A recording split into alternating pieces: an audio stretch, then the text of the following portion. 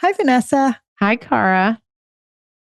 Today's episode is featuring one of my old friends and colleagues, Dr. Yalda Uhls, who, as you'll hear in a minute, is a remarkable reservoir of media research and information. And you get to hear our whole origin story of how we met and became friends. And we team taught for many, many years in the classroom together. I learned so much from her. I'd say there's almost no one who's come close to teaching me as much about this arc of giving advice and interpreting data. There's almost no one who comes as close as you, Vanessa, except for Yalda. I mean, truly, because what you're going to hear is she comes from a different perspective and a different vantage point. And it's when new information and different information is accessible to all of us that we can make new, different, more thoughtful, bigger decisions about how either we advise people in our professional role or how we do things at home. And you'll hear it all in this conversation. So, Dr. Yalda Uhls, she's the founder and executive director, and this is the best name of an organization ever, of the Center for Scholars and Storytellers at UCLA. She's an internationally recognized research scientist, educator, author, and expert on the science of media and adolescent development. And what you'll hear is this wonderful meeting of deep knowledge in the research about kids and their development and the research on media and the impact of media on people's lives and the importance of inclusion and inclusive representation in media, and just healthy media habits. And Yelda's not a fear monger, as non-judgmental as they come. And her guidance and insights are steeped in research, but they are so relatable and realistic and actionable. And we hope that you will walk away from this episode feeling more informed and, frankly, more empowered and less down on yourself about how you are managing tech and media and gaming in your own home. Okay, we are so excited to have you. I want to begin.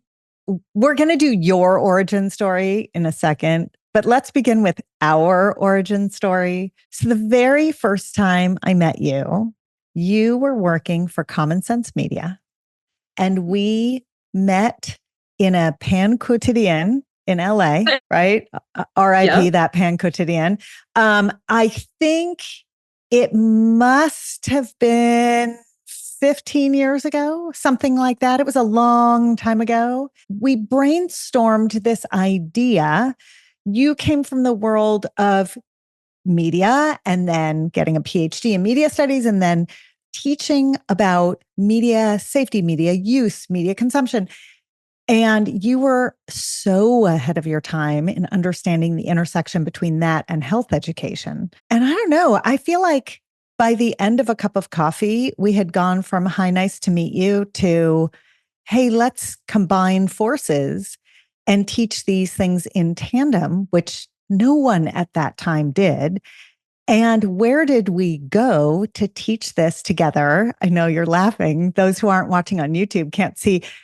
We went to Disney and we spent almost 10 years, like the better part in and out of 10 years, teaching all of the Disney talent about their bodies and their brain because they were influencers, kid influencers, and they were not getting any of this education as part of homeschool or studio school. And so you and I, that's where we became friends and we became connected. And it was an incredible journey. Yeah, it was incredible. And kudos to Disney. And I'll give a shout out to Cornelia Frame and Judy Taylor, who were very, very also forward thinking and really understood that. And you always said this, Cara, was like, these are just regular kids, even though they're in this heightened world.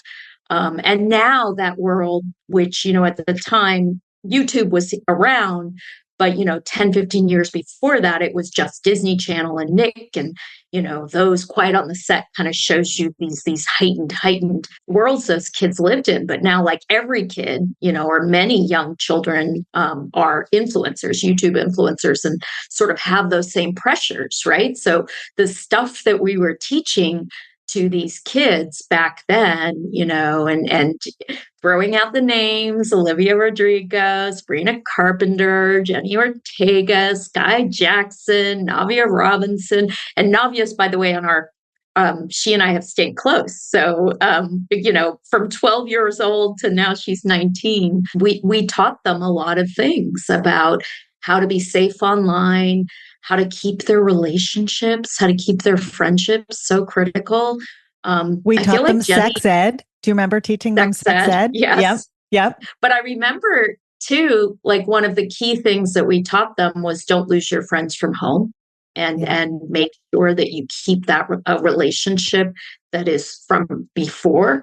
And I've heard so many of them say that is what's kept them sane in public. I know. I mean, sometimes I read these interviews that they give, and I know they get lots of information from lots of different places, but there's just a moment that takes me back to a classroom that we were in with a small group of them. And I think when they say, "What? I'm not supposed to make an adult decision. My prefrontal cortex isn't mature yet." I'm like, "Oh, that's what Yalda and I did. That's so exciting." It's like you feel parental, you feel right. And so that's, you and I will forever be bonded by that experience, which lasted such a long time. And then I remember there was a day that we were at Disney in Burbank, and we were a little bit early because for both of us, on time is early. So we were a little bit early, and there was a little cafeteria, like a little Starbucks or something, right at the first floor before you get onto the elevator bank to go up to the room where we would teach.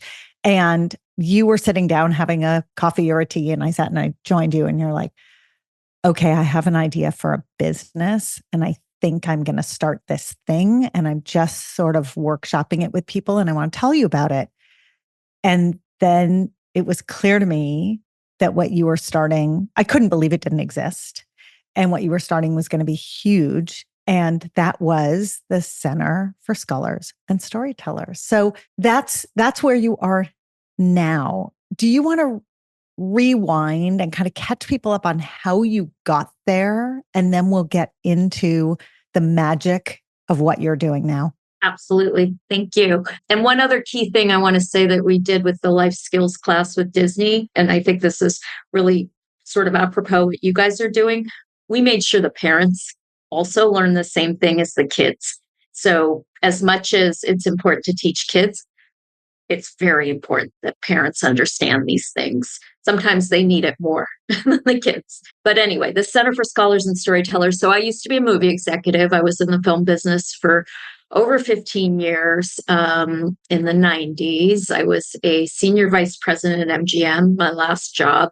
The movie I made, my last movie, people seem to know, but most movies I made, nobody knows. But that movie was Stigmata with Gabriel Byrne and Rosanna Arquette.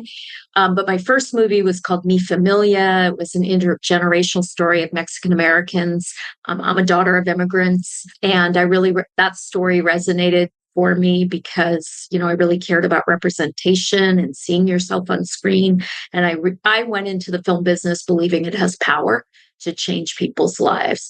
And the studio system can be challenging, and often they want to make, superhero movies. So when I had kids, I stepped off. I got a PhD, as one does, at UCLA in developmental psychology.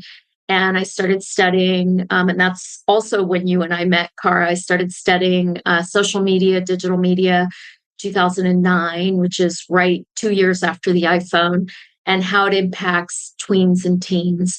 And I wrote a parenting book called Media Moms and Digital Dads. I worked for the nonprofit Common Sense Media. And through that process, I realized that there were a lot of people out there advocating for how media could be used for positive impact. And usually these are advocacy organizations or academic organizations. And most of the people that ran these places, were studying media or studying child development, but didn't really understand the industry. And because I had been in it for so long, I felt I really got what storytellers would want and need and would understand how to translate the research in a way that it would resonate for them. So in 2019, I launched it, no money, bootstrapped, and we've grown to 12 people. We work with every studio. Now we can say Netflix just gave us a little bit of money. So now we can say everybody has supported us. And we work also with gaming companies and with tech companies. YouTube is a big client. And we get supported. It's a nonprofit affiliated with UCLA through my faculty appointment. And Yalda, before we dive into the work you're doing today, can you give us a sense of how you've seen media and kids' relationship to media evolve over the past couple of decades? Well, 2008, 2009, I decided I wanted to get a psychology degree. And everybody said, no, nobody believes that media is a socialization force. It's just this fun thing that people do. And they said, you need to get a communications degree. That's where people study media. That's where people get higher degrees. And I said, no, I really believe that it impacts behavior. It impacts attitudes. And I really found only one professor, Dr. Patricia Greenfield at UCLA, who had been studying it. I mean, people really poo-pooed me. And I got into actually Annenberg and UCLA in psychology, and I decided to get my PhD in developmental psychology. That was 2009. 2016, I had finished the program. 5-6 years later, Facebook, YouTube, everything had taken off. We held a special conference for psychologists and development and kids. 400 psychologists showed up. It had all of a sudden become unquestionable that this force was doing something. Not necessarily that it's changing, and Cara knows this, that it's fundamentally changing childhood. We have evolved for millennia, and we are not, the way our brains have evolved is not fundamentally changing, but our environment has changed a great deal. And the fact that young people can access this at such a young age and get totally consumed by it, means media is more important than ever. I'm flashing back right now to a series of sort of brain images on a reel in my head. You were the very first person I ever knew who said, social media is not an evil monster. It is not all bad.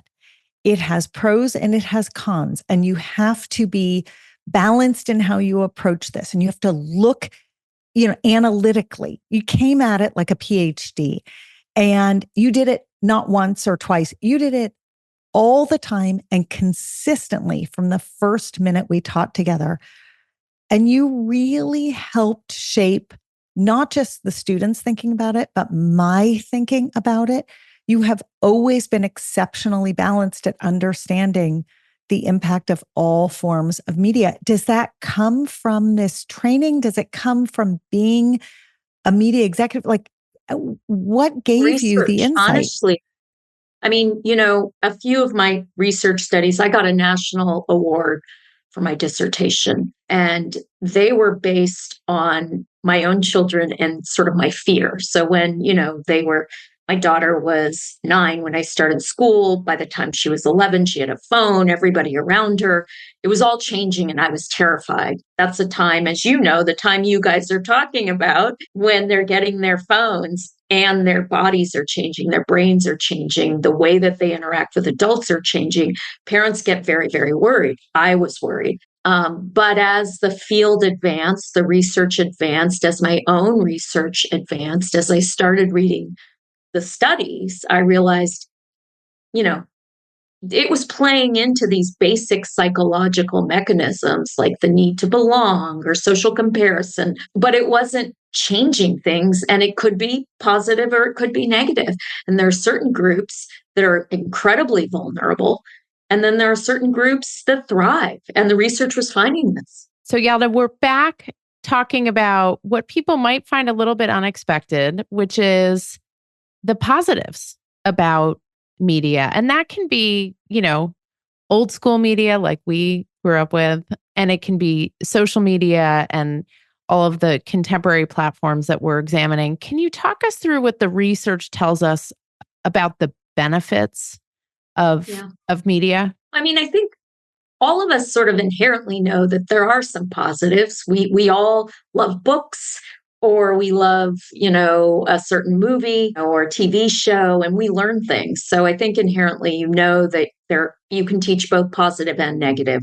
It's much more about the content itself than the actual platform. But one kind of media that is vilified by adults, and in fact, it's the one they hate the most, are video games. And video games are actually the media that have some of the most positive effects. When you play video games, you learn spatial learning, so mental rotation, which underlies science, technology, engineering, and math. There's research showing that laparoscopic surgeons who play video games are much better at that surgery if they play video games. There's so much research showing the learning that you learn from video games transfers into the real world. It can help with emotional regulation. Adults are always surprised when I say the FDA has approved a video game for ADHD. The lore is that video games give you ADHD, but it's all about how you use it, and it's all about the content. The American Academy of Pediatrics has this new mnemonic called the 5 Cs. Don't ask me to repeat them, but one of them is, thinking about your child, thinking about the context, thinking about the way that they're using it. Are they using it to communicate? So really thinking about the individual child, because every child is different. And there is a lot of research that say certain groups, for example, queer kids in particular, who may not feel safe or may not have someone to connect with, they find a community online that helps them feel safe. My own kid learned so much through video games and through watching YouTube channels.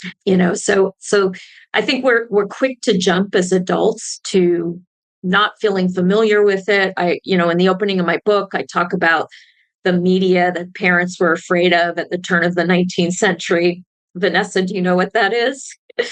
The radio? It the was phonograph? Books. Oh, it was books. It was Oh my books. God. It was the print press. Horatio Alger, I found a newspaper article that said parents were horrified because boys were in the library reading Horatio Oh my Alger. God. And what would we give now to find our boys in the library? Okay, so can we use the example of gaming and gaming data, which I think is a terrific example? How do you, in your current life running the Center for Scholars and Storytellers, how do you help storytellers like screenwriters understand the real data so that when they write a script and they're developing a character, they can do it accurately? Yeah. We do it in a lot of different ways. So some of the areas we focus on are authentic and inclusive representation. Mm-hmm. So really thinking about, also Gen Z is the most diverse generation ever in the US. Gen Alpha is even more diverse. So we try to convince the executives and the storytellers that representing a broader array of types of people in a more authentic way is going to be good for business. So we do research sort of demonstrating if you have an authentic and inclusive story, it's not enough to just have a character that's, you're checking off a box. You really need them to have the lived experience and come across authentically. We also do a lot of stuff around mental health and well-being. The other thing that we do is we have workshops. We work with every studio and every company, and we sit and we bring subject matter experts on different topics. So we have one that we've done around gender identity and expression. So we bring people that really have studied this very deeply. They share the research. We talk about how young people learn about gender at each age and stage because it changes. And we just give them data points to try to help them understand how important it is, how much impact they have, that it'll be better for business if they do it reflect a broader array and it's accurate. And luckily, this generation really does care. Like they have so much information. Let's talk about Bridgerton for a second, because Okay. in my life, everything comes back to Bridgerton.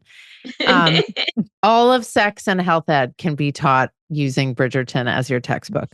But one of the questions that I've heard people raise is like, hey, it's great that it's diverse and representing all different kinds of people, but it's anachronistic. And like, I don't really understand how that even existed or happened in those days when I know it was like super racist or super homophobic. And so, Yalda, how do you help folks looking to widen the tent, right? And be inclusive of all different kinds of folks in a way that feels, authentic to the world, authentic to their art, authentic to the creative vision? How do people balance that? Well, ultimately, I mean, anything we say is just giving them research insights that have been studied across not just a small subsample, because often storytellers use their own children or their own childhood to reflect whatever they're going to reflect.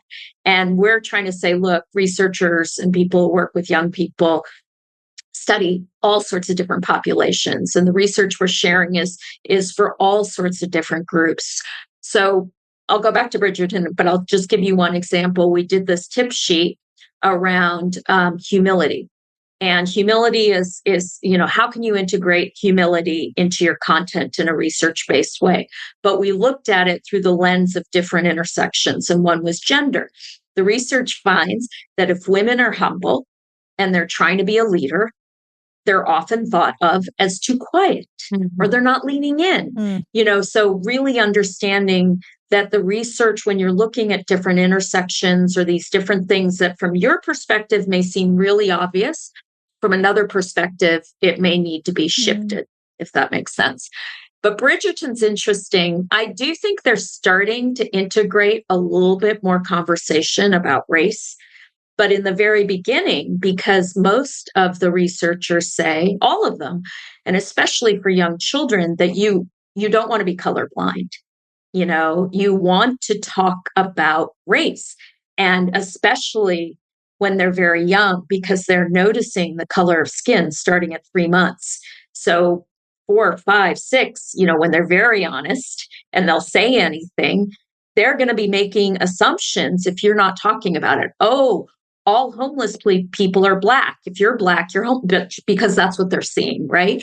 Or they're going to be making assumptions. There's some, that are based on, what culture is saying to them, and culture still has these stereotypes or these real life things. And if you're not actively combating it and talking about it, they're going to internalize it, and then it's going to become implicit bias. And that is very hard as we get older. We all grew up with these biases, so we all have them, right? And if you're not that's why the anti-racism movement is all about actively combating it, actively talking about it. And I just want to close the loop there. That is why you do what you do, because this notion that if you don't stand up and help narrate a counter narrative to your kids' misinformation, right? That becomes what you have taught as implicit bias way before it was a buzzword. You were teaching implicit bias. It becomes implicit bias.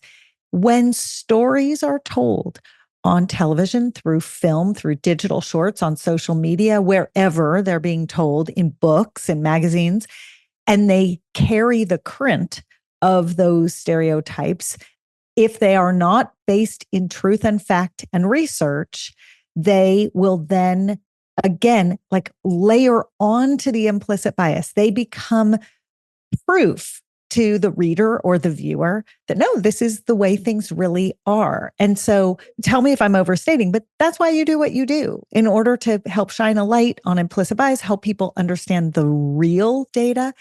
And the data keeps changing, right? And it evolves. And back to Bridgerton, like that first season, great. I see it as a fantasy, it's integrated, but they acted as that, like that was just the way it is. Yeah. And that in some ways, the research does not say to do that. The research says you have to highlight it and integrate and talk about, I'm watching Gilded Age right now because I'm in New York, and they're talking about it. You need to talk about these things so that young people in particular understand it's there and they can do something about it. And when you think about how media is evolving and kids' consumption of media is evolving, both the devices by which they consume it, the length of time, right? Like I'm thinking about my kids and the kids I know who many of them don't watch movies because they're, too long, too slow, whatever, but they'll watch 3 hours of TikTok. How do you help the studios and your larger work? How do you help navigate the impacts of forms of media on kids and their development? Yeah. So when we work with studios, tech companies that are creating content on YouTube and different places like that, and I'm on the YouTube Kids and Family Council, and I've been on it since its inception. And YouTube has done a lot of great work, especially in YouTube Kids. And now they're focusing on older tweens because they know tweens are maybe on YouTube. Things like give the child, because, there's autoplay, stop autoplay, give them bumpers or give the parent bumpers so that they can have a signal that says, oh, I'm done here. I shouldn't stay on. Try to think of, we are talking to them often about the same things that we're talking to them about for traditional storytelling, how to integrate different types of voices and things. But with those platforms, really trying to think about how can you help the young person understand that, I've been on too long and, how do I get myself off? And, and I was thinking about it, because now I'm older, my kids are older. And I was actually thinking this morning, what would I do if I was doing a contract with my kid around video games? Back when my kid was fifth, sixth grade playing video games, and I did a family agreement.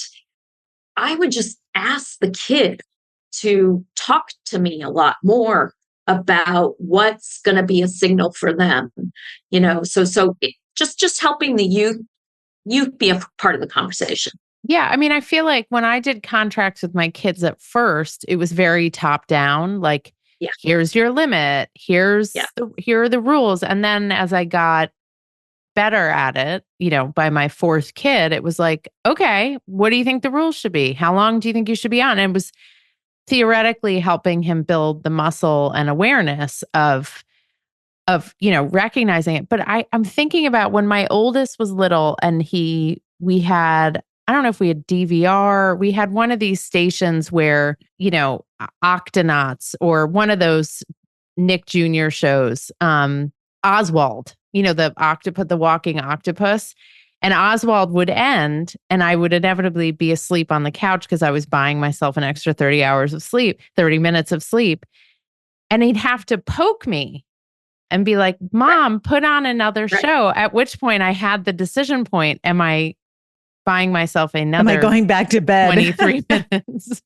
Or is it time to get up and make breakfast and go to the park? And it's like, we need that poke. Mm-hmm. Exactly. With kids' relationship to modern tech. And it sounds like folks companies are getting there, but kids are going to evolve faster and their use of stuff is going to evolve faster than the bumpers will.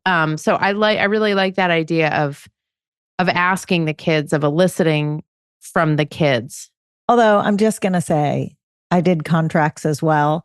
And I pulled one out of an article. It was like sort of going around at the time, right? Remember these 17-page contracts. And the rule that my kids still to this day mock me for, but it stuck, was literally rule number 17. The bathroom is for peeing and pooping. It is not for devices. And they will still to this day, they're like, Mom, do you remember that contract? But it stuck. So our listeners love scripting, guidance, strategies for figuring out. Research is great. Theory is great. But when the rubber meets the road and we're exasperated in our own homes trying to navigate this, what is your advice? We'll start with kind of independent tech use, right? A kid has a phone, a device, a login, whatever it is, and then we'll evolve towards the tricky topic of porn. But let's start with just sort of general. You like how Brace I yourself, slipped it in Yalda. there. What's your based on? Oh, honey, I mean, this is like porn is like the least offensive, shocking thing I say on a daily basis. Love it. So what's your advice as you talked about that sort of 11-year-old moment, right? The phone, the independence, all of that. Based on the research, Yelda, what's your guidance and advice besides a contract? I mean, honestly, I think, and this is also as a parent and reflecting back, I do think the agreements that's when you have the most leverage the first time you hand them their own device. So, if they're dying for a device, and I don't recommend they're the last person who gets it because it's such a currency for social power.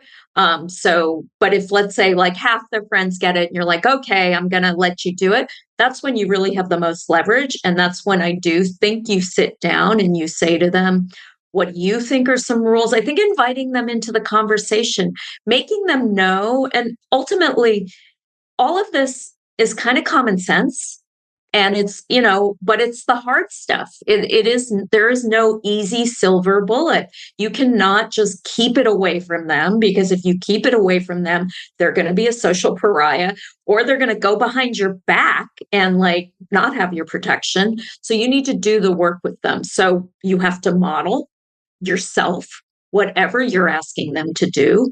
You have to ask them and try to invite them into the conversation as to what they should be thinking about leaving. I think the pee and the poop is a great rule. Obviously, device-free dinners are great. I always say put the phone down for at least 10 minutes, not just at dinner, but someplace where you are all putting the phone down. I did a talk to parents once and I said, oh, you can put it to boys, to fathers.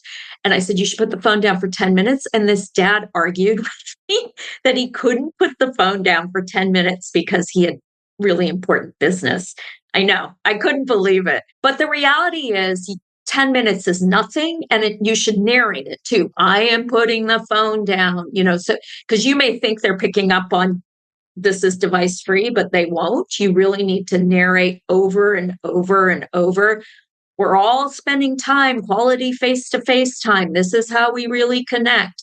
So putting it down, keeping it out of the bedrooms, trying to get them to think about the content choices themselves, trying to get them to recognize their own feelings, trying to get them to come up with a mechanism to stop. So that's the thing I was thinking about today was if I went to my kid and say, okay, I get frustrated. You won't get off when dinner's ready, which happened all the time. So I'd come in and I'd scream, get off. And it'd be this conflict. Instead, in a quiet time, I'd say, this is frustrating for me. How do you think you can signal to yourself? Should we buy you a timer and I can help you set it? Or, trying to get them, when you have their buy-in, just like anyone else, that's when you're going to actually have change in behavior. Because to understand, your kid's not trying to screw you. Your kid's not trying to be a kid that, doesn't want to listen to you. They want you to love them and be there for them and keep them safe. Using that language, I'm trying to keep you safe, is also my job is to keep you safe, is also very powerful. I can see you want to say something, Carl.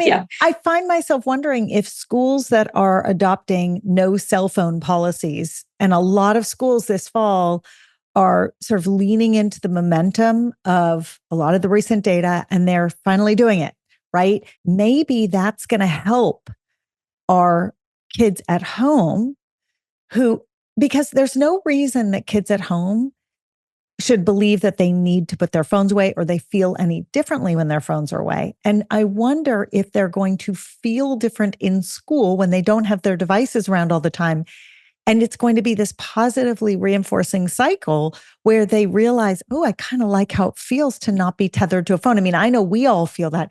I can also see it going the other way, honestly, which is I'm not allowed to have it at school and now you're taking away at home. So there's like, right, you can argue both, but I do think if we give them the space and we're in conversation, as you recommended, that we give them the opportunity to acknowledge how good it feels to not always have it. I mean, that's the thing I think that's important is you're asking them to tune into their own sort of Right. guts. So the more you ask them, because some kids may feel that way, some kids may not. I mean, some kids, as I said, there are communities where if they did not have the ability to connect to people like them, neurodiverse kids learn a lot. And this is maybe the only way they can socialize. They don't feel comfortable at school face to face, but they can do it online. So really knowing your own kid and helping them tune in and understand, oh yeah, I feel way better. Then yes, you have a leg to stand on. Okay, can we go all the way to 11? Can we talk about porn for a second and talk about the data? And you may or may not have this data actually, but the data on how much sex education is happening through online porn consumption and like how do we help families here? It's a tough one, but I think, I teach this and I teach a class called Digital Media and Human Development. And I have a class that I teach them about porn. And the data does say, as you know, that kids get exposed to porn at a very young age. But the data also says that the parental reaction to that is critical. And if you find out that they've seen porn and you freak out on them, that then they will think they've done something bad when most of the time it's just an accident and they don't want to watch it. So really trying to, again, have open conversations, telling them that this isn't real.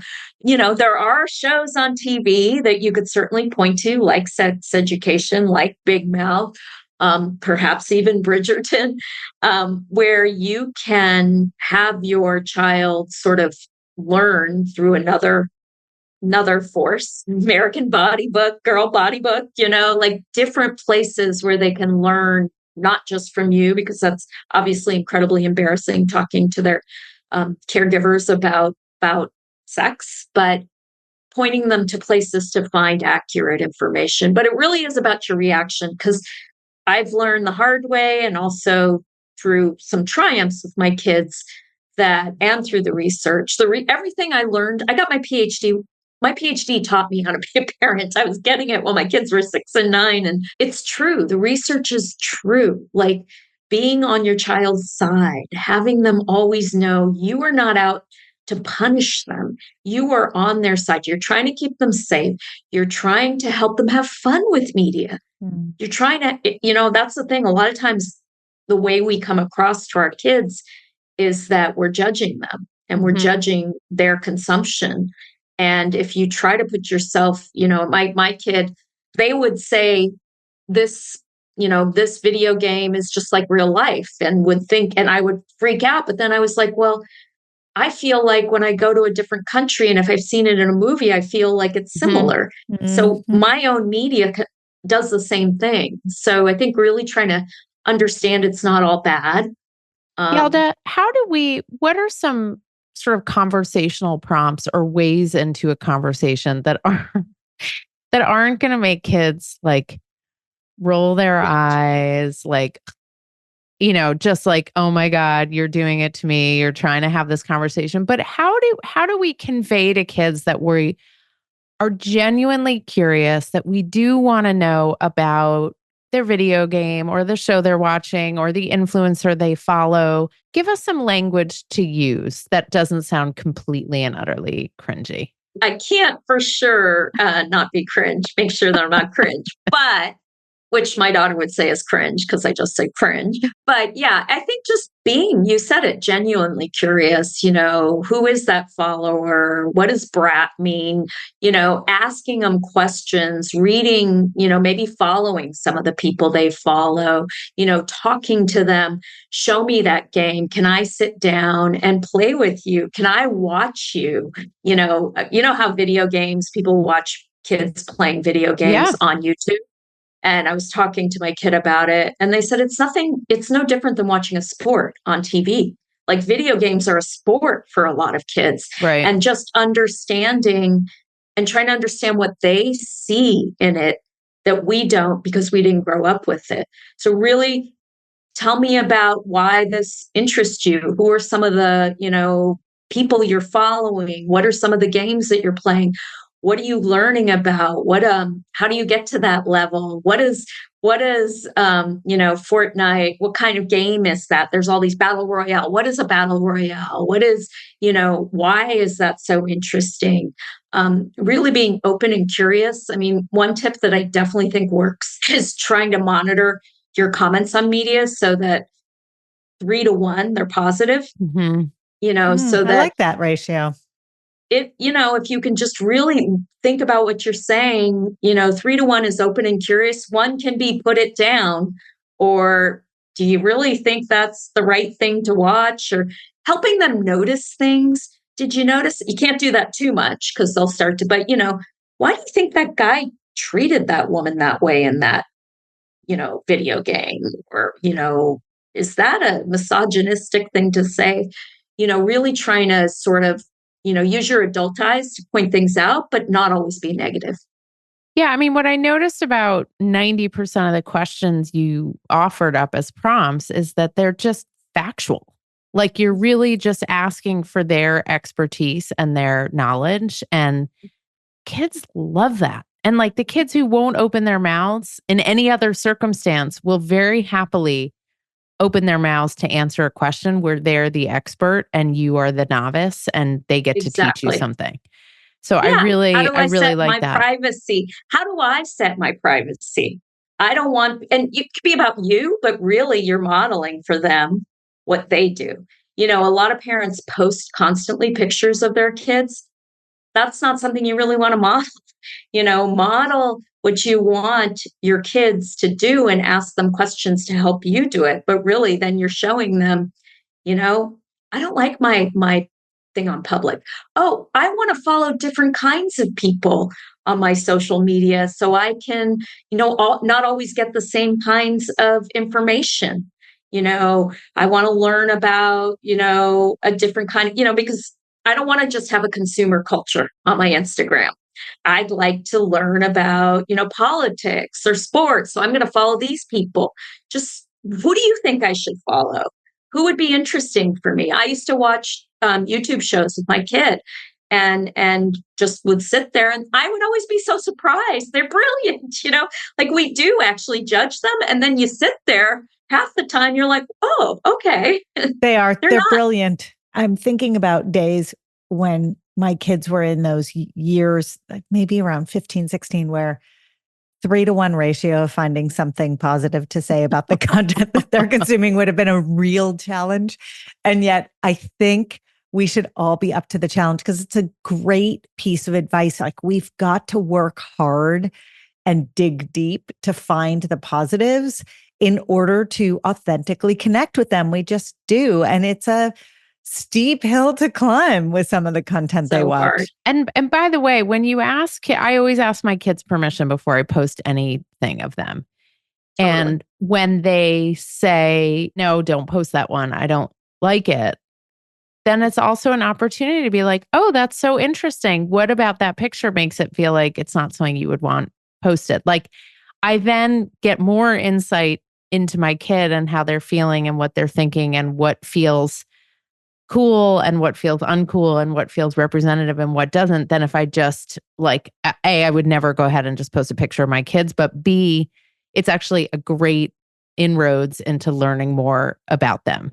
Although there was probably an inflection point for you. There was probably a time when they were really young. I mean, maybe not because of the arc of the time of social media, but for a lot of parents out there's a time when their kids are really young and can't possibly consent in any sort of real way to being posted. And suddenly they hit this age, whatever that age is. And parents go, wait a second, maybe I have to ask my kid. Or they say, the kid says, I saw this thing and I'm mad about it. Right. And so I think what I'm hearing from both of you in different ways is a very strong current to minimize what you put up in the first place, right? Yes. You can post about yourself, fine. But when they're 2 and 3 and 4 and they can't really give you reasonable consent, maybe just don't put it up, or put up something that, the family photo or whatever, but just to have some Or more a small insight. circle, you can have a family group, but not public. So, That's right. and then later as they get older, say, this is my photo album for our family, let them be aware about it. And then if you're going to post wider, do exactly what Vanessa said. That's right. And even when I post in the family, I ask permission because they may not want to be represented in the family in that Exactly. way. No, And I think at that age, absolutely, you should always ask. But, in younger ages, you want to share your cute pictures but kids do find out when they're older, and they do get upset about these Yes. pictures. And there's been a lot of research on that called sharenting.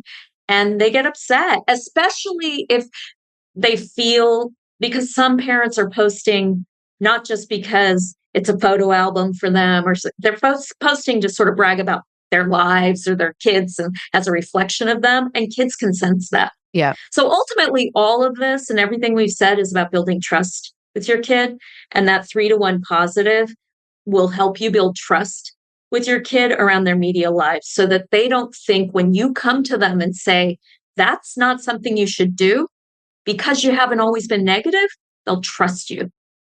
Can we close with, because you work a lot with young people. You don't just read the research, you work with young people. Mm-hmm. If you could distill down the best piece of advice or guidance you've heard from young people about media and about how adults talk about it. I mean, the 3-to-1, I think, is an important one. Is it possible to share kind of one golden nugget from them? They're so smart, young people, and they say so much, and they notice. I think they probably notice more about our media behavior than we even notice about theirs. So they notice when you're a hypocrite. They notice when you post something that's inappropriate. They notice when other people do, and they will call it out. So really, I think thinking about who you are and who you're reflecting to your child about your media behavior. I will tell you one piece of research that we have, this teens and screen study that we do. And last year, it got a lot of press. It was on Jimmy Kimmel. It was in The Onion. It was on NPR. And basically we found, and this goes back to porn, good place to end. We found that young people don't want to see as much sexual content. They want to see different kinds of relationships. They want to see platonic relationships. They want to see same-sex relationships. They want to see just asexual relationships, a wider array of relationships. So I guess the other thing I would say is don't make any assumptions about this generation and what they want. They're going to surprise you. That is the perfect place to land. Oh, it makes me miss being in the classroom with you. I know. I love that. We tried so hard to keep it going. Let's do it again. Let's bring and Vanessa it's needed in. more than ever. Yes. Yalda, it's always such a true pleasure to be in conversation with you. We will link in the show notes to Center for Scholars and Storytellers, to your book, Media Moms and Digital Dads, which came out a while ago, but is so relevant still. And it was so prescient in the moment. And we'll let people know where they can find you. I, for one, I'm down with the 3-to-1 ratio. Like that's going to be, this is, how people make New Year's resolutions. I'm making a school New Year's resolution, and that's it. It's 3-to-1 for me. Thank you so much, you guys. You're amazing. And it's so fun to talk to you. I wish I could do this every day. I'd be so happy. Come back and see us again, Yalda. Thank you so much for listening. You can email us with questions, feedback, or episode requests at podcast@lessawkward.com. If you want to learn more about what we do to make this whole stage of life less awkward for everyone involved, our parent membership, our school health ed curriculum, our keynote talks, and more are all at lessawkward.com. And if you want products that make puberty so much more comfortable, visit myumla.com.